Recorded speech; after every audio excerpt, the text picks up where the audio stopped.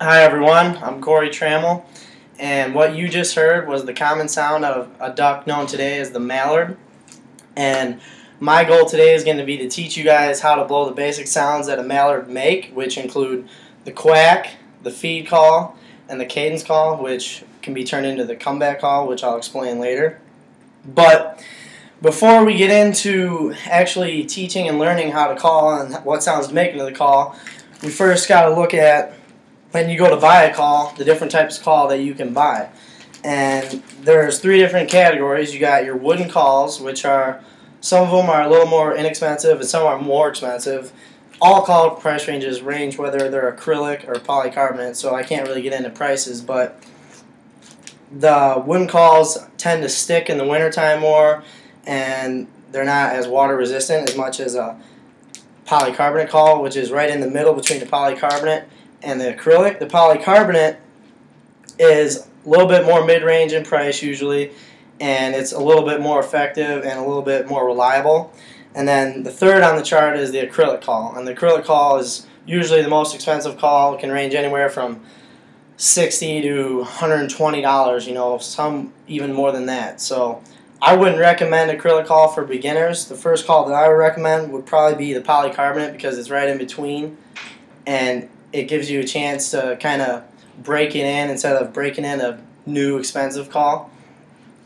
But once you got the type of call picked out that you want, whether it be polycarbonate, acrylic, or wooden, then the next thing you got to look at is the category of the call, which there's three different categories. There's a single reed call, a 1.5 reed call, and a double reed call. For beginners, I would recommend the double reed call because it takes a lot less lung capacity to blow it. It's a lot easier to blow, and the single reed call is more so like an advanced call. It takes a lot more air to blow, and you get into the more advanced type sounds for people that, you know, probably been hunting their whole life or been practicing calling their whole life.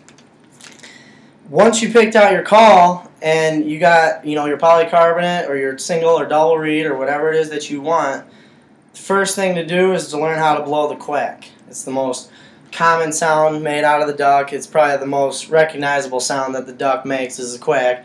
And you really can't go wrong with making the quack sound when you're hunting, because ducks quack all the time.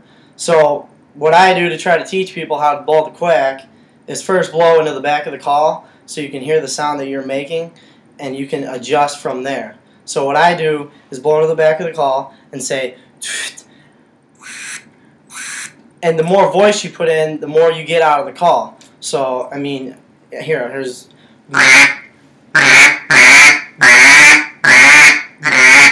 So, I mean, you just keep practicing that, but the thing with the quack is you use it sometimes when the ducks are in a comfortable situation, but there are times when the quack can be bad, because if you use it too much and too high pitched, it sounds more alarming than it does like more comfortable. So if you do it like this, it's alarming the ducks that there's something wrong and that they shouldn't be there, and that they shouldn't come in to your decoy spread or whatever the situation may be. The next call on the list is the feed call, and I think you can blow the feed call whenever, wherever, and it won't hurt your chances of getting the ducks to come in, because it's just a comfortable sound that they make when they're feeding or when they're just dabbling around in the water, and it's real easy to make too. It's all controlling your tongue, and in the back of the call it sounds like this. So you're just kind of your tongue, and you control the speed, and that's where it comes into play, whether you have the chuckle feed call, which is the,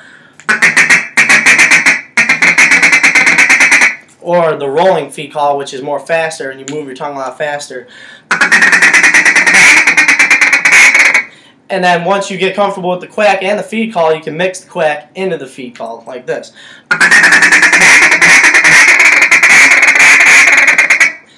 And that becomes really effective when the ducks are feeding in the fields, because then it shows the ducks that they're feeding, and it gives them a reason to come in and land. Now, the next call is where it becomes a little bit harder. It's called like the cadence, and which can be turned into a comeback call. Cadence call is a familiar call. A lot of people use it while they're hunting, and some people overuse it too much. I think a lot of people overuse it too much. It's really a series of quacks, and it can be welcoming or it can be alarming to the ducks depending on the tone that you use it in and the pitch that you use it in. So, and you don't want to use too many notes either, because a duck only has so much breath, just like a human does. So what you want to do is just put like a series of quacks together. You can practice by doing quacks in a series like this, and then you just turn it into a series of quacks where you go.